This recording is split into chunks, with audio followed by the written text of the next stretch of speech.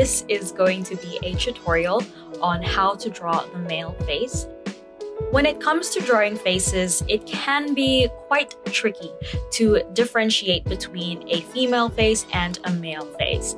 And a general rule that I follow to make a face more masculine is to use hard lines and pointy edges, which are commonly associated with men, whereas soft curves and round edges are commonly associated with women. So this key difference is something that we should take note of, especially throughout this video as I demonstrate how I draw a male face. And speaking of basic shapes, let's start with two. The first one is a circle, and the size of this circle determines the size of the head that we are drawing. The smaller the circle, the smaller the head. The bigger the circle, the bigger the head. The second basic shape is a trapezium, where the top is wider than the bottom, and this shape represents the lower part of the face, such as the jaw and chin. The height of this trapezium can change to create different male face shapes. For example, a tall trapezium creates an oval and triangular face shape, whereas a short trapezium creates a round or square face shape. And you can also increase the distance of the short trapezium to the circle to create a rectangular face shape. For this demonstration, we are going to use a circle and a tall trapezium combination to create the common oval face shape. So now let's divide the face vertically in half. Then divide the face horizontally into 6 sections, which should give us a total of 7 lines from the top of the face to the bottom. An easy way to do this is to take a ruler and measure the height of the face that you've drawn. Mark the top and bottom of the face and then divide it into half and also place a mark on the halfway point. Then you've got the top section. Divide that into 3 parts. And then lastly, divide the bottom section also into 3 parts, making sure that you mark every measurement. After that, draw a horizontal line on every mark that you've made, and this basically creates our guidelines for the face. Each line represents a part of the face. For example, line 1 is for the top of the head, line 2 is for the hairline, line 3 is for the eyebrows, line 4 is for the eyes and top of the ears, line 5 is for the nose and bottom of the ears, line 6 is for the mouth, and lastly, line 7 is for the chin. Now let's start drawing the facial features. When it comes to drawing masculine eyes, I start with a boxy leaf shape, which is the only way that I can describe whatever shape it is that I'm drawing. And notice that instead of using curves, I'm actually using a boxy shape with hard lines and pointy edges to make the eyes look a little bit more masculine. And with this shape, you can actually change the height and angle to create different eye shapes. For example, bigger eyes or round eyes, or angled eyes or almond-shaped eyes. And to draw the other eye, what you can do is simply draw the same shape next to the eye that we've drawn, and then draw a third eye next to it. Then erase the middle eye, and you've got 2 eyes. This follows the rule that the distance between each eye is another eye.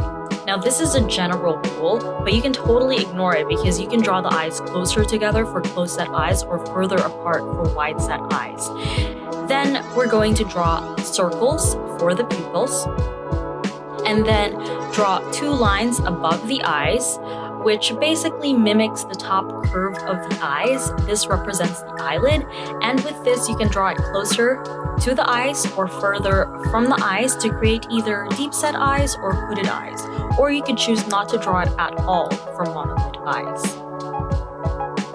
For eyebrows, let's start by drawing a long and angled trapezium on line 3, and make sure that the width of this shape is wider than the width of the eye. And what we're going to do is we're going to extend the end just downwards a little bit, connect it back to create a small arched eyebrow. So a thick and straight eyebrow is commonly perceived to be more masculine, but it is also up to you to reduce the thickness or add a more prominent arch for variety and diversity. And of course, draw a mirror of this shape onto the other side. For the nose, I like to start with a circle on the center of line 5 to represent the tip of the nose. So with this circle, you can change the size. The bigger the circle, the rounder the nose, and the smaller the circle, the pointier the nose. Then I draw 2 curves for the nostril on each side of the circle, and you can also change the width, the depth, and the angle of this curve to create a diverse range of noses. Then I also draw 2 small lines to create the wings of the nose, just to complete it. And lastly, for a masculine nose, I like to draw a fairly straight line from the eyebrows to the circle. It touches the edge of the circle, and this creates the bridge of the nose. And by actually drawing that line and adding emphasis to it shows that the bridge of the nose is quite prominent and there's some height to it. For the mouth, let's start with the shape that we used for the eye, but have a V cutout on top, and also make it wider than the eyes because generally the mouth is wider than the width of the eye. And I also like to draw a horizontal line across the mouth to separate the upper lip and the lower lip. But you don't necessarily have to draw it as a straight line. You can add some curves to it for more details. Then with this shape, you can actually change the height to make thicker lips or thinner lips. But for a general masculine face, we can stick to fairly thin lips. And when it comes to refining these shapes or adding line art, I usually just choose to emphasize the horizontal line in the middle as well as the bottom of the mouth. For the ears, I like to start with drawing a letter C, starting from line 4 and ending on line 5. And then I draw a curve that looks like what you are seeing on screen because I have absolutely no idea how to explain this.